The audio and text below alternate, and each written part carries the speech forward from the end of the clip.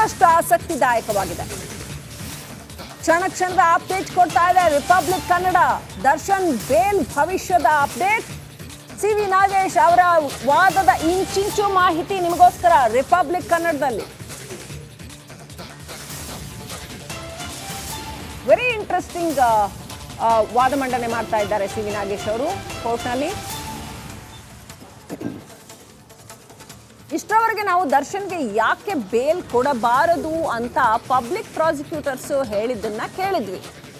ಆತ ಪ್ರಭಾವಶಾಲಿ, ಸಾಕ್ಷ್ಯನಾಶ ಮಾಡೋ ಸಾಧ್ಯತೆಗಳಿರುತ್ತೆ, ಇದು ಹೀನಿಯಸ್ ಕ್ರೈಮು, ಇದರಲ್ಲಿ ಅತ್ಯಂತ ಪ್ರಬಲವಾದ ದುರುದ್ದೇಶ ಇತ್ತು, ಸಾಯಿಸಬೇಕು ಅನ್ನೋ ಉದ್ದೇಶ ಇತ್ತು, ಹಾಗಾಗಿ ಈಗ ಇವ್ರನ್ನ ಹೊರಗಡೆ ಬಿಟ್ಟರೆ ಯಾರು ಮೃತಪಟ್ಟಿದ್ದಾನೆ ಆತನ ಮನೆಯವರನ್ನ ಪ್ರಭಾವಕ್ಕೆ ಈಡು ಮಾಡಬಹುದು. ಹೀಗೆಲ್ಲ ಸಾಕಷ್ಟು ರೀಸನ್ಸ್ ಕೊಟ್ಟರು ಯಾಕೆ ಬೇಲ್ ಕೊಡಬಾರ್ದು ಅಂತ. ಆದರೆ ಸಿ.ವಿ. ನಾಗೇಶ್ ದರ್ಶನ್ ಬೇಲ್ ಭವಿಷ್ಯ ಏನಾಗುತ್ತೆ? ಬ್ರೇಕಿಂಗ್ ಅಪ್ಡೇಟ್ ಬರ್ತಾ ಇದೆ. ಈ ಕ್ಷಣದ ಅತಿ ದೊಡ್ಡ ಅಪ್ಡೇಟ್, ಪ್ರತ್ಯೇಕ ಸಾಕ್ಷಿಗಳ ಹೇಳಿಕೆಯಲ್ಲೂ ಕೂಡ ಸಿ.ವಿ. ನಾಗೇಶ್ ಅನುಮಾನ ವ್ಯಕ್ತಪಡಿಸ್ತಾ ಇದ್ದಾರೆ. ಸಾವಿನ ಬಗ್ಗೆ ಚಾನೆಲ್ ನೋಡಿ ತಿಳಿದುಕೊಂಡೆ, ಹೀಗಂತ ಸಾಕ್ಷಿಯೊಬ್ಬರು ಹೇಳಿಕೆ ನೀಡಿದ್ದಾರೆ. ದರ್ಶನ್ ಬೇಲ್ ಬಗ್ಗೆ ಇದು ಈ ಕ್ಷಣದ ಅತಿ ದೊಡ್ಡ ಅಪ್ಡೇಟ್ ವೀಕ್ಷಕರೇ. ಸಾಕ್ಷಿ, ಪ್ರಮುಖ ಸಾಕ್ಷಿ ಅಂತ ಹೇಳಿರ್ತಕ್ಕಂಥ ವ್ಯಕ್ತಿಯೊಬ್ಬರು ಈ ಸಾವಿನ ಬಗ್ಗೆ ನಾನು ಚಾನೆಲ್ ನೋಡಿ ತಿಳಿದುಕೊಂಡೆ ಅಂತಾರೆ. ಹಾಗಿದ್ಮೇಲೆ ಅವ್ರು ಸಾಕ್ಷಿ ಹೇಗಾಗ್ತಾರೆ ಅನ್ನುವಂಥದ್ದು ಬಹಳ ಸಹಜವಾದ ಪ್ರಶ್ನೆ ಬರುತ್ತೆ. ದರ್ಶನ್ ಬೇಲ್ ಸಿಗೋ ಸಮಯ ಹತ್ರ ಬಂದಿದ್ಯಾ ಗೊತ್ತಿಲ್ಲ ನಮಗೆ. ನ್ಯಾಯಾಲಯ ಏನು ಆದೇಶ ಕೊಡುತ್ತೆ ಕಾದು ನೋಡಬೇಕಾಗಿದೆ. ಒಟ್ಟಿನಲ್ಲಿ ಸಿ.ವಿ. ನಾಗೇಶ್ ಅತ್ಯಂತ ಪ್ರಖರವಾದಂಥ ವಾದ ಮಂಡನೆ ಮಾಡ್ತಾ ಇದ್ದಾರೆ. ಸಾಕ್ಷಿಗಳ ವಿಚಾರದಲ್ಲಿ ಹೇಗೆ ಪ್ರತಿ ಸಾಕ್ಷಿಯೂ ಕೂಡ ಯಾವುದೇ ಥರದಲ್ಲೂ ಪ್ರಬಲವಾದ ಸಾಕ್ಷಿ ಅಲ್ಲ ಅನ್ನೋದನ್ನ ಸಿ.ವಿ. ನಾಗೇಶ್ ಪ್ರೂವ್ ಮಾಡ್ತಾ ಇದ್ದಾರೆ. ಗೊತ್ತಿಲ್ಲ ಅದು ಪ್ರೂವ್ ಆಗುತ್ತೋ ಇಲ್ವೋ, ಕೋರ್ಟ್ ಹೇಳಬೇಕು ಆ ನಂತರದಲ್ಲಿ, ಆಮೇಲೆ ಗೊತ್ತಾಗೋದು. ಆದರೆ ಸಿ.ವಿ. ನಾಗೇಶ್ ಅವರ ವಾದವನ್ನ ಮಂಡನೆ ಮಾಡ್ತಾ ಇದ್ದಾರೆ. ನೋಡಿ, ಸಾಕ್ಷಿಯೊಬ್ಬರ ಹೇಳಿಕೆಯಲ್ಲಿ ಇರ್ತಕ್ಕಂಥ ಒಂದು ವಾಕ್ಯ, ಸಾವಿನ ಬಗ್ಗೆ ಚಾನೆಲ್ ನೋಡಿ ತಿಳಿದುಕೊಂಡೆ ಅಂತ ಹೇಳ್ತಾರೆ. ಸೊ ಇದನ್ನ ಹೈಲೈಟ್ ಮಾಡ್ತಾ ಇದ್ದಾರೆ ಸಿ.ವಿ. ನಾಗೇಶ್. ಟಿವಿ ಚಾನೆಲ್ ನೋಡಿ ಸಾವಿನ ಬಗ್ಗೆ ತಿಳಿದುಕೊಂಡೆ ಅಂತ ಹೇಳಿದಾಗ ಆ ಸಾವಿನ ಕುರಿತಾಗಿ ಆ ವ್ಯಕ್ತಿಯ ಸಾಕ್ಷಿ ಹೇಗಾಗತ್ತೆ, ಅದು ಪ್ರತ್ಯಕ್ಷ ಸಾಕ್ಷಿ ಹೇಗಾಗತ್ತೆ ಅದು ಅನ್ನೋದು ಪ್ರಶ್ನೆ. ಕೊಲೆಯಾದ ಸಾಕ್ಷಿ ಬಗ್ಗೆ ಅವ್ರು ಹೇಳಿಲ್ಲ. 69, 77, 78, 79 ಸಾಕ್ಷಿಗಳ ಮಾಹಿತಿ ಇಲ್ಲ. ಸಾಕ್ಷಿಗಳು ಕೊಲೆಯಾಗಿದ್ದನ್ನ ನೋಡೇ ಇಲ್ಲ. ಕೊಲೆಯಾದ ಸಾಕ್ಷಿ ಬಗ್ಗೆ ಅವರು ಹೇಳ್ತಾನೆ ಇಲ್ಲ. ಏನೇನೋ ಸಾಕ್ಷಿಗಳು ಸಾಕಷ್ಟು ಜನ ಸಾಕ್ಷ್ಯ ಹೇಳಿದ್ದಾರೆ, ಆದರೆ ಅವರ ಸಾಕ್ಷ್ಯಗಳಲ್ಲಿ ಮಾಹಿತಿ ಇಲ್ಲ. ದರ್ಶನ್ ತಪ್ಪು ಮಾಡಿದ್ದಾರೆ ಅನ್ನೋಂಥ ಮಾಹಿತಿ ಎಲ್ಲೂ ಕೂಡ ಇಲ್ಲ ಅನ್ನೋದು ಸಿ.ವಿ. ನಾಗೇಶ್ ಅವರ ವಾದ. ಚಾರ್ಜ್ ಶೀಟ್ನಲ್ಲಿ ದರ್ಶನ್ ಬಗ್ಗೆ ಸಾಕಷ್ಟು ಉಲ್ಲೇಖ ಮಾಡಲಾಗಿದೆ, ಆದರೂ ಕೂಡ ಸಾಕ್ಷಿಗಳು ದರ್ಶನ್ ಹೆಸರು ಹೇಳಿಲ್ಲ ಅಂತ ಹೇಳ್ತಾ ಇದ್ದಾರೆ ಸಿ.ವಿ. ನಾಗೇಶ್.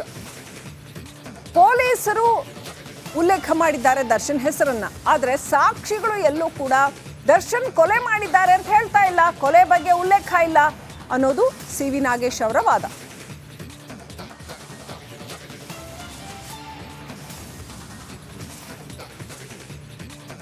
ಸೊ ನೋಡಿ, ಇಷ್ಟೋ ತನಕ ಅವರು ಬೇರೆ ಬೇರೆದಲ್ಲಿದ್ದಾರೆ. ರಂಜಿತ್, ಸಾಕ್ಷ್ಯಗಳು ಫ್ಯಾಬ್ರಿಕೇಟ್ ಆಗಿದ್ದಾವೆ, ಹೆಣೆಯಲಾಗಿದೆ, ಕಥೆ ಹೆಣದಂಗೆ ಹೆಣೆದಿದ್ದಾರೆ ಪೊಲೀಸರು ಇದನ್ನ. ಎಸ್ಪೆಷಲಿ ಸೆಕ್ಯೂರಿಟಿ ಗಾರ್ಡನ್ನೇ ಪ್ರಮುಖ ಸಾಕ್ಷ್ಯ ಅಂತ ಇವ್ರು ಹೇಳ್ತಾ ಇದ್ದಾರೆ. ಆದರೆ ಅವನ ಹೇಳಿಕೆಯನ್ನ 5 ದಿನದ ನಂತರ, ಕೊಲೆ ನಡೆದ 5 ದಿನದ ನಂತರ ತಗೊಂಡಿದ್ದಾರೆ ಸಿ.ವಿ. ನಾಗೇಶ್ ವಾದ ಮಂಡನೆ. Go ahead Ranjit.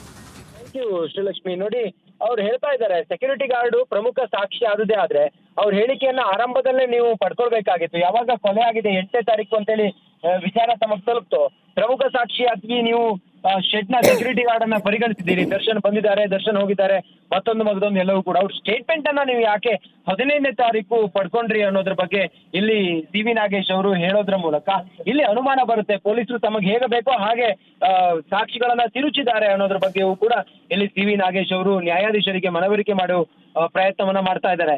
ಇನ್ನು ಮತ್ತೊಂದು ವಿಚಾರ ಹೇಳ್ತಾರೆ ಸಿ.ವಿ. ನಾಗೇಶ್, ರೆಡ್ ಕಾರ್ ಬಂತು ಹೋಯ್ತು ಅಂತ ಹೇಳಿದ್ದಾರೆ ಅಷ್ಟೇ ಶೆಡ್ ವಾಚ್ಮನ್. ಅದರಲ್ಲಿ ದರ್ಶನ್ ಇರೋದ್ರ ಬಗ್ಗೆ ಯಾವುದೇ ಒಂದು ಉಲ್ಲೇಖ ಇಲ್ಲ ಅನ್ನೋದ್ರ ಬಗ್ಗೆಯೂ ಕೂಡ ಇಲ್ಲಿ ಸಿ.ವಿ. ನಾಗೇಶ್ ಅವರು ಹೇಳೋ ಮೂಲಕ ದರ್ಶನ್ ಈ ಪ್ರಕಾರ ರೈಟ್. ದಯವಿಟ್ಟು ಹಾಗೆ ಸಂಪರ್ಕದಲ್ಲಿರಿ ರಂಜಿತ್. ಶೆಡ್ನಲ್ಲಿ ಕೆಲಸ ಮಾಡ್ತಾ ಇದ್ದಂತಹ ಮತ್ತೊಬ್ಬ ಸಾಕ್ಷಿಯ ಹೇಳಿಕೆಯನ್ನ ಉಲ್ಲೇಖ ಮಾಡ್ತಾ ಇದ್ದಾರೆ ಸಿ.ವಿ. ನಾಗೇಶ್ ಅವರು. ಒಬ್ಬರು ಸೆಕ್ಯೂರಿಟಿ ಗಾರ್ಡ್ ಆಯ್ತು. ಈಗ ಇನ್ನೊಬ್ಬ ಶೆಡ್ನಲ್ಲಿ ಕೆಲಸ ಮಾಡ್ತಾ ಇದ್ದಂಥ ಮತ್ತೊಬ್ಬ ಸಾಕ್ಷಿ ಆತ ಏನು ಮಾತನಾಡಿದಾನಲ್ಲ, ಅದನ್ನ ಆ ಹೇಳಿಕೆನ ಸಿ ವಿ ನಾಗೇಶ್ ಉಲ್ಲೇಖ ಮಾಡ್ತಾ ಇದ್ದಾರೆ. ಸೊ ಏನಿದೆ ಆ ಹೇಳಿಕೆನಲ್ಲಿ, ಆತ ಏನು ಹೇಳಿದ್ದಾನೆ, ಅದನ್ನ ಯಾವಾಗ ಸಾಕ್ಷ್ಯದ ಹೇಳಿಕೆಯನ್ನು ತಗೊಂಡ್ರು ಪೊಲೀಸ್ನವರು, ಅದನ್ನು ತಗೊಳ್ಳೋವಲ್ಲೂ ಅಷ್ಟೇ ಡಿಲೇ ಮಾಡಿದ್ರ. ಪ್ರಮುಖವಾದಂಥ ಸಾಕ್ಷಿ ಈ ಕೇಸ್ನಲ್ಲಿ ಅಂತಂದರೆ ಅದು ಸೆಕ್ಯೂರಿಟಿ ಗಾರ್ಡ್, ಶೆಡ್ನಲ್ಲಿ ಪಟ್ಟಣಗೆರೆ ಶೆಡ್ನಲ್ಲಿ ಕೆಲಸ ಮಾಡ್ತಾ ಇರ್ತಕ್ಕಂಥ ಸೆಕ್ಯೂರಿಟಿ ಗಾರ್ಡು ಮತ್ತು ಅಲ್ಲಿ ಕೆಲಸ ಮಾಡ್ತಾ ಇರುವಂಥ ಇನ್ನೊಬ್ಬ ಉದ್ಯೋಗಿ. ಅವರಿಬ್ಬರ ಹೇಳಿಕೆ ಪಡೆಯುವಲ್ಲೇ ಅತ್ಯಂತ ವಿಳಂಬ ಆಗಿದೆ, 4 ದಿನ 5 ದಿನ ಡಿಲೇ ಆಗಿದೆ ಅನ್ನೋದನ್ನ ಹೈಲೈಟ್ ಮಾಡ್ತಾ ಇದ್ದಾರೆ ಸಿ ವಿ ನಾಗೇಶ್ ಅವರು. ಅವರು ಹೇಳಿಕೆ ಏನು ಕೊಡ್ತಾರೆ, ದರ್ಶನ್ ಬಂದರು, ದರ್ಶನ್ ಹೊಡೆದ್ರು ಅಂತ ಎಲ್ಲಾದರೂ ಹೇಳಿಕೆ ಕೊಟ್ಟಿದ್ದಾರಾ? ಇಲ್ಲ, ಅದನ್ನು ಮೆನ್ಷನ್ ಮಾಡ್ತಾರೆ. ರೆಡ್ ಕಾರ್ ಬಂತು, ಕಾರ್ ವಾಪಸ್ ಹೋಯ್ತು ಅಂತ ಹೇಳ್ತಾ ಇದ್ದಾರೆ.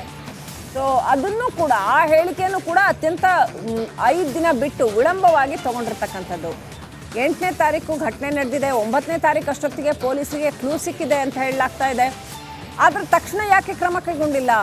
ಮಹಜರು ಮಾಡೋದಕ್ಕೆ ಅಷ್ಟು ಡಿಲೇ ಮಾಡಿದ್ರು. ದರ್ಶನ್ ಅವ್ರನ್ನ ಸ್ಥಳ ಮಹಜರಿಗೂ ಕರ್ಕೊಂಡು ಹೋಗಲೇ ಇಲ್ಲ, ಅವ್ರಿಗೆ ಬೇಕಾದಂಗೆ ಮಹಜರು ಮಾಡಿಕೊಂಡ್ರು. ಆ ನಂತರದಲ್ಲಿ ಸಾಕ್ಷಿಗಳ ಹೇಳಿಕೆಯನ್ನು ಕೂಡ 5 ದಿನ ಬಿಟ್ಟು ತಗೋತಾರೆ. ಇದೆಲ್ಲವೂ ಅನುಮಾನಕ್ಕೆ ಕಾರಣವಾಗ್ತಾ ಇದೆ. ನನ್ನ ಕಕ್ಷಿದಾರರ ವಿರುದ್ಧ ಸಾಕ್ಷಿಗಳನ್ನು ನಿರ್ಮಾಣ ಮಾಡಲಾಗಿದೆ, ಪ್ಲಾಂಟ್ ಮಾಡಲಾಗಿದೆ, ದುರುದ್ದೇಶಪೂರಿತವಾಗಿ ಚಾರ್ಜ್ ಶೀಟನ್ನು ದಾಖಲಿಸಲಾಗಿದೆ. ಇದು ಸಿ ವಿ ನಾಗೇಶ್ ಅವರ ವಾದ. ದರ್ಶನ್ಗೆ ಬೇಲ್ ಕೊಡಿಸಲೇಬೇಕು ಅಂತ ಹೇಳಿದ್ದಾರೆ ರಂಜಿತ್. ಸಾಕ್ಷ್ಯಗಳು ಫ್ಯಾಬ್ರಿಕೇಟ್ ಆಗಿದ್ದಾವೆ, ಹೆಣೆಯಲಾಗಿದೆ, ಕಥೆ ಹೆಣದಂಗೆ ಹೆಣೆದಿದ್ದಾರೆ ಪೊಲೀಸರು ಇದನ್ನ. ಎಸ್ಪೆಷಲಿ ಸೆಕ್ಯೂರಿಟಿ ಗಾರ್ಡನ್ನೇ ಪ್ರಮುಖ ಸಾಕ್ಷ್ಯ ಅಂತ ಇವರು ಹೇಳ್ತಾ ಇದ್ದಾರೆ. ಆದರೆ ಅವನ ಹೇಳಿಕೆಯನ್ನ 5 ದಿನದ ನಂತರ, ಕೊಲೆ ನಡೆದ 5 ದಿನದ ನಂತರ ತಗೊಂಡಿದ್ದಾರೆ ಸಿ ವಿ ನಾಗೇಶ್ ವಾದ ಮಂಡನೆ.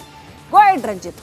Thank you Sreelakshmi. ನೋಡಿ, ಅವ್ರು ಹೇಳ್ತಾ ಇದ್ದಾರೆ ಸೆಕ್ಯೂರಿಟಿ ಗಾರ್ಡ್ ಪ್ರಮುಖ ಸಾಕ್ಷಿ ಆದುದೇ ಆದ್ರೆ ಅವ್ರ ಹೇಳಿಕೆಯನ್ನ ಆರಂಭದಲ್ಲೇ ನೀವು ಪಡ್ಕೊಳ್ಬೇಕಾಗಿತ್ತು. ಯಾವಾಗ ಕೊಲೆ ಆಗಿದೆ 8ನೇ ತಾರೀಕು ಅಂತೇಳಿ ವಿಚಾರ ತಮಗೆ ತಲುಪ್ತು, ಪ್ರಮುಖ ಸಾಕ್ಷಿಯಾಗಿ ನೀವು ಶೆಡ್ ನ ಸೆಕ್ಯೂರಿಟಿ ಗಾರ್ಡ್ ಅನ್ನ ಪರಿಗಣಿಸಿದ್ದೀರಿ. ದರ್ಶನ್ ಬಂದಿದ್ದಾರೆ, ದರ್ಶನ್ ಹೋಗಿದ್ದಾರೆ, ಮತ್ತೊಂದು ಎಲ್ಲವೂ ಕೂಡ. ಅವ್ರ ಸ್ಟೇಟ್ಮೆಂಟ್ ಅನ್ನ ನೀವು ಯಾಕೆ 15ನೇ ತಾರೀಕು ಪಡ್ಕೊಂಡ್ರಿ ಅನ್ನೋದ್ರ ಬಗ್ಗೆ ಇಲ್ಲಿ ಸಿ ವಿ ನಾಗೇಶ್ ಅವರು ಹೇಳೋದ್ರ ಮೂಲಕ ಇಲ್ಲಿ ಅನುಮಾನ ಬರುತ್ತೆ. ಪೊಲೀಸರು ತಮಗೆ ಹೇಗೆ ಬೇಕೋ ಹಾಗೆ ಸಾಕ್ಷಿಗಳನ್ನ ತಿರುಚಿದ್ದಾರೆ ಅನ್ನೋದ್ರ ಬಗ್ಗೆಯೂ ಕೂಡ ಇಲ್ಲಿ ಸಿ ವಿ ನಾಗೇಶ್ ಅವರು ನ್ಯಾಯಾಧೀಶರಿಗೆ ಮನವರಿಕೆ ಮಾಡುವ ಪ್ರಯತ್ನವನ್ನ ಮಾಡ್ತಾ ಇದ್ದಾರೆ. ಇನ್ನು ಮತ್ತೊಂದು ವಿಚಾರ ಹೇಳ್ತಾರೆ C V Nagesh, red car ಬಂತು ಹೋಯ್ತು ಅಂತೇಳಿ ಹೇಳಿದ್ದಾರೆ ಅಷ್ಟೇ ಶೆಡ್ ವಾಚ್ಮನ್. ಅದರಲ್ಲಿ ದರ್ಶನ್ ಇರೋದ್ರ ಬಗ್ಗೆ ಯಾವುದೇ ಒಂದು ಉಲ್ಲೇಖ ಇಲ್ಲ ಅನ್ನೋದ್ರ ಬಗ್ಗೆಯೂ ಕೂಡ ಇಲ್ಲಿ ಸಿ ವಿ ನಾಗೇಶ್ ಅವರು ಹೇಳೋ ಮೂಲಕ ದರ್ಶನ್ ಈ ರೈಟ್, ದಯವಿಟ್ಟಾಗಿ ಸಂಪರ್ಕದಲ್ಲಿರಿ ರಂಜಿತ್. ಶೆಡ್ನಲ್ಲಿ ಕೆಲಸ ಮಾಡ್ತಾ ಇದ್ದಂತಹ ಮತ್ತೊಬ್ಬ ಸಾಕ್ಷಿಯ ಹೇಳಿಕೆಯನ್ನ ಉಲ್ಲೇಖ ಮಾಡ್ತಾ ಇದ್ದಾರೆ ಸಿ ವಿ ನಾಗೇಶ್ ಅವರು. ಒಬ್ಬರು ಸೆಕ್ಯೂರಿಟಿ ಗಾರ್ಡ್ ಆಯ್ತು. ಈಗ ಇನ್ನೊಬ್ಬ ಶೆಡ್ನಲ್ಲಿ ಕೆಲಸ ಮಾಡ್ತಾ ಇದ್ದಂಥ ಮತ್ತೊಬ್ಬ ಸಾಕ್ಷಿ ಆತ ಏನು ಮಾತನಾಡಿದಾನಲ್ಲ, ಅದನ್ನ ಆ ಹೇಳಿಕೆನ ಸಿ ವಿ ನಾಗೇಶ್ ಉಲ್ಲೇಖ ಮಾಡ್ತಾ ಇದ್ದಾರೆ. ಸೊ ಏನಿದೆ ಆ ಹೇಳಿಕೆನಲ್ಲಿ, ಆತ ಏನು ಹೇಳಿದ್ದಾನೆ, ಅದನ್ನ ಯಾವಾಗ ಸಾಕ್ಷ್ಯದ ಹೇಳಿಕೆಯನ್ನು ತಗೊಂಡ್ರು ಪೊಲೀಸ್ನವರು, ಅದನ್ನು ತಗೊಳ್ಳೋವಲ್ಲ